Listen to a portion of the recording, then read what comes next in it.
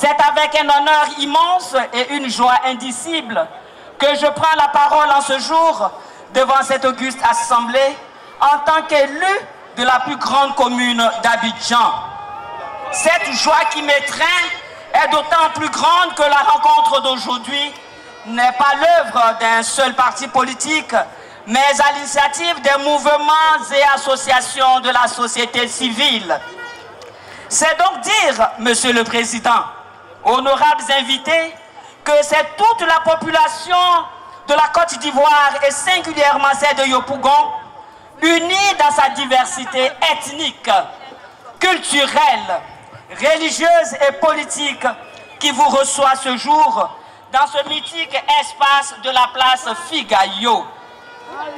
Aussi, en ma qualité de porte-voix de cette brave population à l'hémicycle, je voudrais souhaiter à toutes et à tous, et en particulier au président Tidjane Thiam, un chaleureux Akwaba. Monsieur le Président, Akwaba à Yopougon.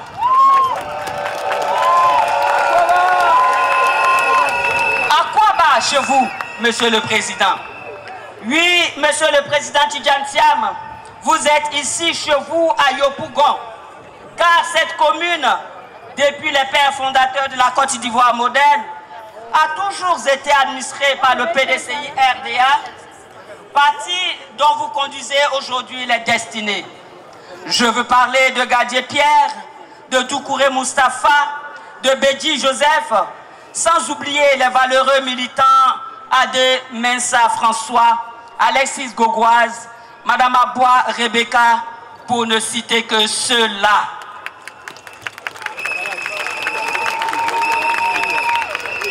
Tous ont donné à cette commune ce qui fait sa fierté d'aujourd'hui, c'est-à-dire son hospitalité, son engagement politique et surtout sa joie de vivre.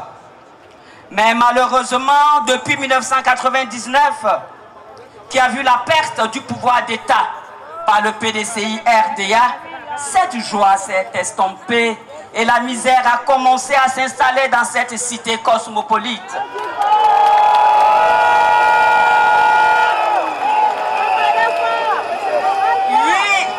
Oui, mesdames et messieurs, Yopougon est la plus grande commune du pays et l'expression achevée de la cohabitation des peuples de Côte d'Ivoire. Cette diversité culturelle est une source d'enrichissement et de beauté pour notre commune. Et comme disait Amadou Ampateba, la beauté d'un tapis provient de la diversité de ses couleurs. Mais malheureusement, oui, Monsieur le Président, malheureusement, cette commune a perdu de son lustre d'antan. Et les maux dont elle souffre s'appellent manque d'infrastructures sanitaires. Le seul CHU de la commune est encore en réfaction. La cherté de la vie, avec des familles qui ne peuvent pas s'offrir un seul repas par jour. Oui, Monsieur le Président, une jeunesse sans repère est confrontée aux problèmes d'employabilité par la faute d'un système éducatif aux abois.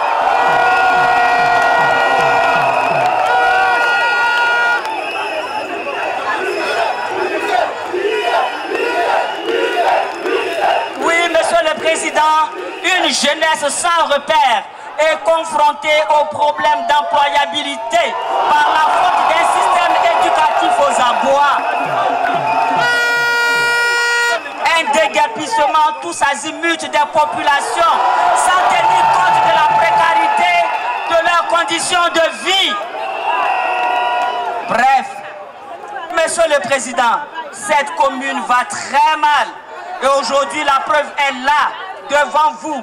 Ce peuple rassemblé sur cette place Figayo n'est pas venu en villégiature.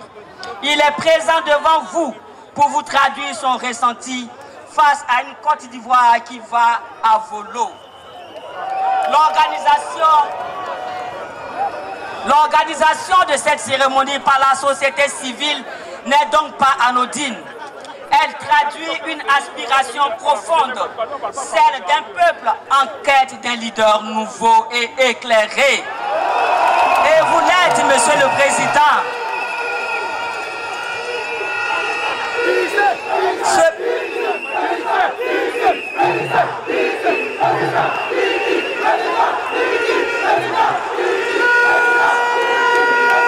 Oui, Monsieur le Président, ce peuple est en quête d'une gouvernance éclairée et d'une justice sociale inclusive. En effet, Monsieur le Président, vous avez, depuis votre avènement dans l'arène politique, démontré par vos discours et vos agissements votre volonté de faire autrement la politique en œuvrant pour une Côte d'Ivoire rassemblée, une Côte d'Ivoire apaisée et tournée vers un avenir prospère où chaque citoyen trouve sa place et contribue à l'édification d'une nation forte. C'est ce qui vous vaut, Monsieur le Président, ce grand rassemblement de ce jour qui démontre avec éloquence l'adhésion populaire, la dynamique citoyenne et l'engagement collectif en faveur d'une Côte d'Ivoire de progrès, de justice et de démocratie que vous ne cessez de prôner. Monsieur le Président, vous êtes donc sur le bon chemin et nous voulons vous encourager à avancer en faisant fi des paroles haineuses distillées ces temps-ci par des pseudo-intellectuels vides de toute substance. Oui.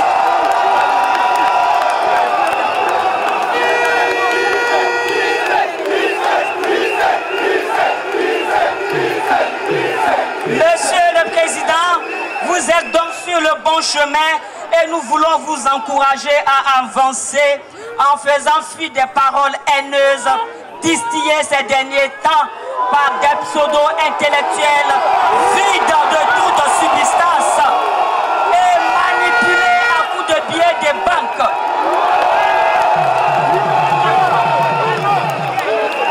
Comme le disait le président Houphouët-Boigny, le chien aboie, la caravane passe et la caravane du bonheur de l'homme ivoirien passera toujours. Monsieur le Président, permettez que j'aborde un deuxième sujet que je ne saurais laisser sous silence. Il s'agit de certains propos tenus à votre endroit et venant malheureusement de certains hauts responsables de notre gouvernement relativement à votre nationalité. Sachez que vous êtes en face de personnes de mauvaise foi qui, après avoir maintenu 15 ans les Ivoiriens dans la misère, n'ont plus d'arguments face au verdict de la population qui s'annonce le 30 octobre 2025.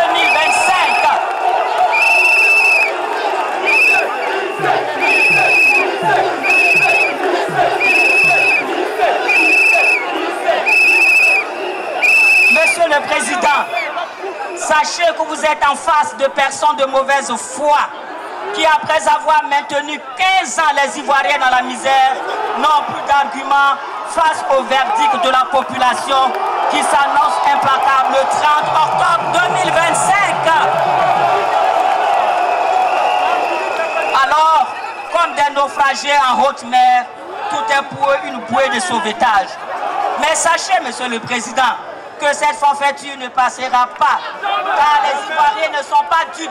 Et cette fois-ci, ils ne tomberont pas dans cette manipulation grossière. Regardez vous-même.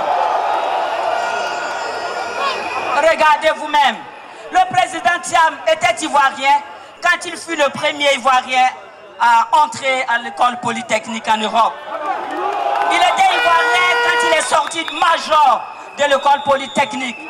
Il était Ivoirien quand il a fait Azito. Il était Ivoirien quand il a pensé et conçu le 3e pont. Il était Ivoirien quand il fut directeur général des groupes européens. Il était Ivoirien quand il fut envoyé spécial de l'Union africaine pour mobiliser le soutien international au plan de la riposte anti-Covid-19 sur le continent. Oui, le président Tidjane Thiam était Ivoirien. Alors d'où vient-il que subitement, à l'approche des élections présidentielles de 2025, pour lesquelles les Ivoiriens, dans leur ensemble, l'appellent à candidater, pour les libérer de leurs souffrances, d'où vient-il qu'ils soient devenus d'une autre nationalité?